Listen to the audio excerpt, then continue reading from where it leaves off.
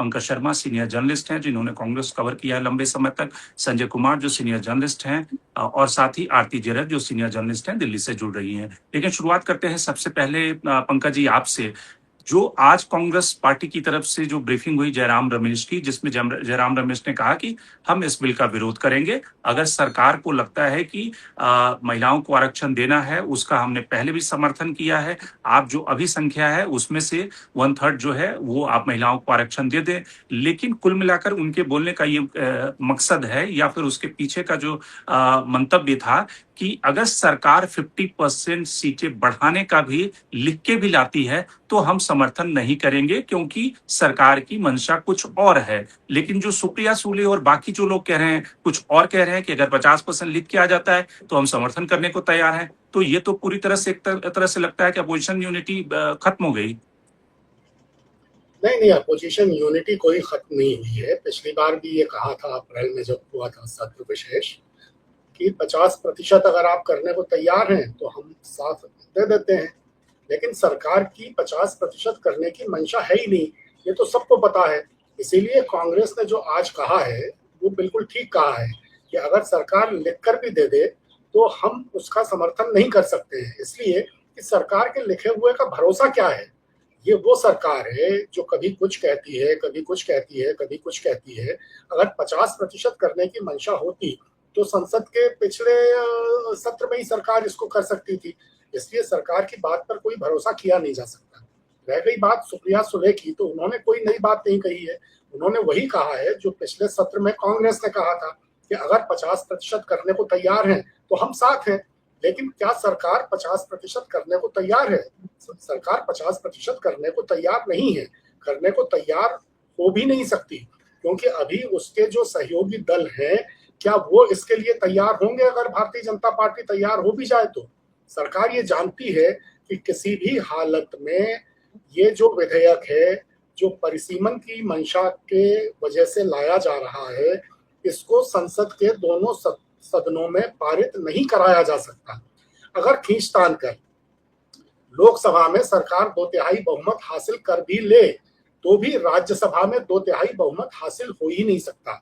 आपको जो गणित है वो आपको मालूम है कि जब तक 2/3 बहुमत नहीं होगा दोनों सदनों में, तब तक विधेयक पारित नहीं होगा। अप्रैल में जब ये विधेयक पारित कराने के लिए सत्र हुआ था तो लोकसभा में विधेयक के पक्ष में 298 वोट पड़े थे और विरोध में पड़े थे 230।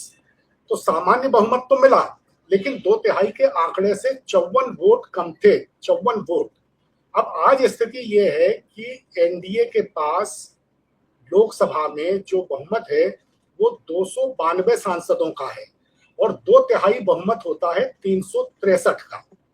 363 का तृणमूल कांग्रेस के जो 20 बागी सांसद आ गए और कुछ दूसरे सांसदों के समर्थन से जो आंकड़ा है वो एनडीए का इस वक्त करीब 314, 15, 16 के आसपास पहुंच गया है। लेकिन अभी भी 40 से 45 सांसदों की कमी है। अगर डीएमके के जो 22 सांसद हैं जिन पर ये कोशिश कर रहे हैं कि इनका साथ दे दें और 8 सांसद दूसरे हैं वो भी परिसीमन के विधेयक को समर्थन दे दें सुप्रिया सुले की एनसीपी के, तो भी संख्या 348 से ज्यादा नहीं हो पाएगी। 15 सांसदों की फिर भी कमी रहेगी। अब ये जो कर रहे हैं, जैसा कि बताया जा रहा है कि वाईएसआर कांग्रेस के 4 सदस्य हैं तो उन पर ये थोड़ा वर्क कर रहे हैं, बीजू जनता दल पर कर रहे हैं लेकिन उनका लोकसभा में एक भी सदस्य नहीं है, बीआरएस पे कर रहे हैं, उनका भी लोकसभा में एक भी सदस्य नहीं है। तो लोकसभा की स्थिति ये है, 7 निर्दलीय सांसद हैं तकनीकी तौर पर लोकसभा में, तकनीकी तौर पर। इनमें से एक तो जो सांगली के विशाल पाटिल हैं, उनका तो कांग्रेस को खुला समर्थन है। तो अगर ये 20 जो 10 सांसद हैं वो भी एनडीए के साथ चले जाएं तो भी 5 सांसदों का घाटा रहने वाला है। इसलिए लोकसभा में तो विधेयक पारित होना मुश्किल है, असंभव है। और जब तक लोकसभा में पारित नहीं होता तो राज्यसभा में 2/3 बहुमत अगर जुटा भी लें तो सरकार इस विधेयक को पारित नहीं करा सकती है। तो इसलिए हताशा में बहुत से प्रयास किए जा रहे हैं, लेकिन मुझे लगता है कि संसद का ये जो 20 जुलाई से सत्र शुरू होने वाला है, इसमें परिसीमन का जो विधेयक है वो किसी भी हालत में पारित नहीं होगा। आरती जी, जो आंकड़ा पंकज जी ने समझाया उसके हिसाब से जो और सरकारी जो सोर्स है उनका ये दावा है कि तकरीबन 6 सांसद इस समय कम हो रहे हैं, जो सारी परमुटेशन कॉम्बिनेशन जो कि पंकज जी ने भी समझाया और जो सरकार के लोग भी जिस पे वर्क कर रहे हैं।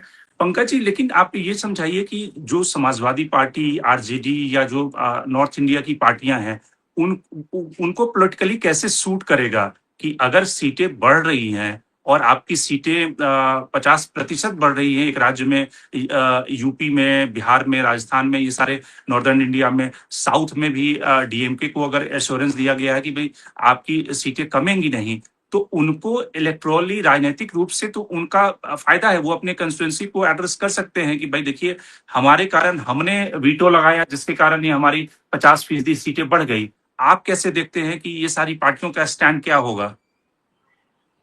देखिए, 50% सीटें बढ़ने का मतलब ये नहीं है कि हर राजनीतिक दल को 50-50% का फायदा हो जाएगा। आप तो नहीं, राज्य देख की रहे हैं, बढ़ेंगी बिल्कुल।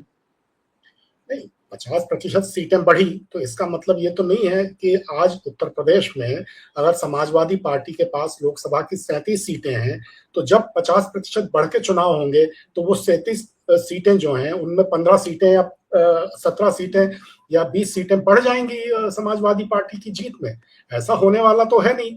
और इसमें आप जो देख रहे हैं कि मतदाता सूचियों के साथ घालमेल का जो काम शुरू हुआ है, एसआईआर के जरिए जो काम शुरू हुआ है, निर्वाचन आयोग पर जिस तरह के संदेह हैं, ईवीएम मशीन पर भी जो संदेह है वो भी अभी पूरी तरह से उनका समाधान नहीं निकला है। तो इस सब के चलते कोई क्षेत्रीय दल इस जाल में आने वाला नहीं है कि 50% सीटें बढ़ेंगी तो हमको भी 50% का फायदा हो जाएगा। तो इसलिए क्षेत्रीय दल एक जो जिसको कहते हैं बिगर कॉज, जो व्यापक एक हित है, उसको पहले ध्यान में रखेंगे। आज किस नियत से करना चाहती है भारतीय जनता पार्टी की सरकार, सीटें बढ़ाने के पीछे मंशा क्या है, एक देश एक चुनाव के पीछे मंशा क्या है, ये जो एकाधिकार करने का, जो केंद्रीकृत करने का जो एक काम चल रहा है पिछले 10-12 साल से इस देश में, क्या उसको क्षेत्रीय दल नहीं समझते हैं? इसलिए कोई क्षेत्रीय दल, चाहे वो डीएमके हो, चाहे वो समाजवादी पार्टी हो, चाहे वो राष्ट्रीय जनता दल हो, इस झमेले में पड़ने वाला नहीं है। अलग अलग दबावों के कारण कुछ क्षेत्रीय दल चूंकि तात्कालिक तौर पर एनडीए के साथ, भारतीय जनता पार्टी के साथ हो जाते हैं और उसके अलग अलग कारण हैं जो सब लोग जानते हैं, वो एक अलग मुद्दा है। लेकिन इतना बड़ा मसला कि पूरे देश में लोकसभा की सीटें बढ़ें, परिसीमन नए सिरे से हो, ये इतना आसान नहीं है। मैं फिर आपसे कहता हूं कि संसद के इस मॉनसून सत्र में ये विधेयक किसी भी हालत में पारित नहीं होगा। आरती जी, जो पंकज जी कह रहे हैं कि एक तो इमीडिएट गेन है, यानी कि किसी भी पॉलिटिकल पार्टी के लिए कई बार पॉलिटिकल मैसेजिंग को इग्नोर करना या उसको कॉर्नर करना लॉन्ग टर्म में बहुत कई बार भारी पड़ जाता है। पंकज जी, एक अंतिम टिप्पणी जो आरती जी कह रही है कि सुप्रिया सुले कांग्रेस से डील कर रही हैं, लेकिन बाहर लग रहा है कि वो बीजेपी से डील कर रही हैं। क्या आपको लगता है कि वो दोनों से डील कर रही हैं ताकि एक दूसरे को काउंटर बैलेंस करें, उन्हें ज्यादा अच्छी बार्गेनिंग मिल सके? देखिए, सुप्रिया सुले कभी भी एनडीए के साथ नहीं जाएंगी। कांग्रेस से उनका डील क्या होता है नहीं होता है, हो पाएगा नहीं हो पाएगा, मर्जर संभव है या नहीं है, लेकिन उनका तालमेल कुल मिलाकर के इंडिया समूह के साथ रहेगा। कांग्रेस के वो नजदीक हैं, कांग्रेस के वो नजदीक रहेंगी। आज नहीं तो कल मुझे लगता है कि कांग्रेस में उनके लिए एक स्कोप बनेगा, एक जगह बनेगी। और फिलहाल बहुत निकट भविष्य में न सही, लेकिन आने वाले समय में कांग्रेस और एनसीपी के विलय की, एनसीपी विलय कर जाए कांग्रेस में, इसकी पूरी पूरी संभावना मुझे नजर आती है। एनडीए में सुप्रिया सुले कभी नहीं जाएंगी।